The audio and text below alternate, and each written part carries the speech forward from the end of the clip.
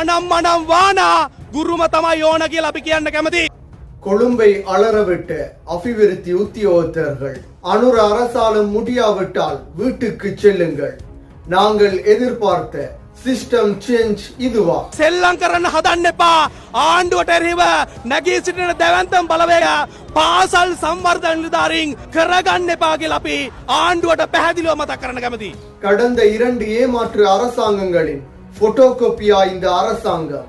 திசை காட்டியும் எமக்கான சரியான திசையை காட்டுவதற்கு மறுக்கின்றதா? மஹிந்த ஜெயசிங்க பாராளுமன்ற உறுப்பினராக தெரிவு செய்யப்படுவதற்கு முன்னர் பல போராட்டங்களை ஆசிரியர்களுக்காக அபிவிருத்தி உத்தியோகத்தர்களுக்காக செய்திருந்தார்.